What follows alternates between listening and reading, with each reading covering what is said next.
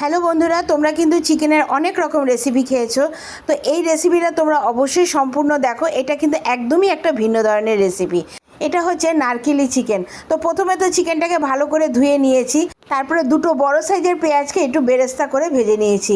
এবার একটা মিক্সিং বলে ওই বেরেস্তাটা, খানিকটা নারকেল গুঁড়ো আর কয়েকটা কাজু বাদাম, আর এই নারকেলটা কিন্তু আমি অনলাইন থেকে কিনি, সেটা তোমরা জানোই। তো তার মধ্যে আমি দুধ দিয়ে ওটা একটা পেস্ট বানিয়ে নিয়েছি। তারপরে ধুয়ে রাখা চিকেনের মধ্যে ওই পেস্টটা প্রথমে দিয়ে দেবো। তার মধ্যে কয়েকটা মশলা অ্যাড করে নিতে হবে। তো মশলাগুলো কিন্তু ভালো মতন চিকেনের সাথে মাখিয়ে নিতে হবে। তো মশলার মধ্যে ছিল একটু আদা, রসুন আর কাঁচা লঙ্কার একটু পেস্টও আমি বানিয়ে রেখেছিলাম, সেটা আমি দিয়ে দেবো। তারপরে কিন্তু এই চিকেনের মধ্যে এক এক করে সব মশলাই ভালো মতন মাখিয়ে নিতে হবে।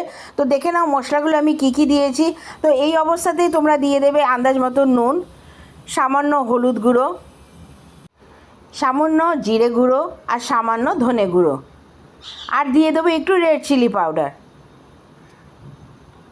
আর দিয়ে দেবো একটু কাঁচা তেল। তো তোমরা দেখে নাও আমি কি কি মশলা এর মধ্যে অ্যাড করেছি। তো এ কটা মশলাকে কিন্তু মাংসের সাথে ভালো মতন মাখিয়ে বেশ 2-3 ঘন্টার জন্য আমি রেখে দিয়েছিলাম।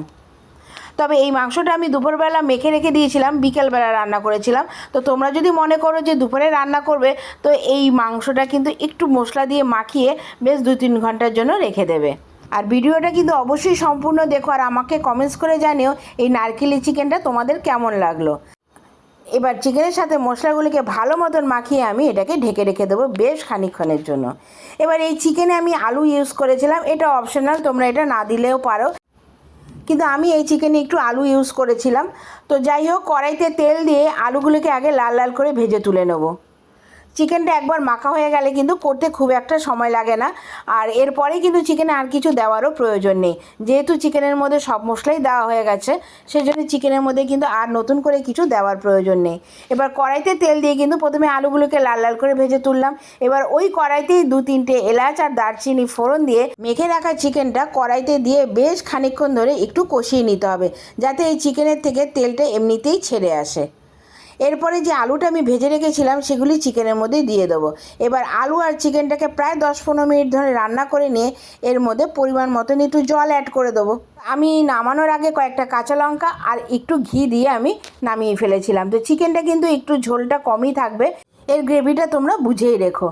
তো এই রেসিপিটা তোমাদের কেমন লাগলো অবশ্যই কিন্তু আমাকে কমেন্টস করে জানাবে। ভালো লাগলে কিন্তু একটা লাইক, কমেন্টস আর এটা বন্ধুদের সাথে শেয়ার করে দিও।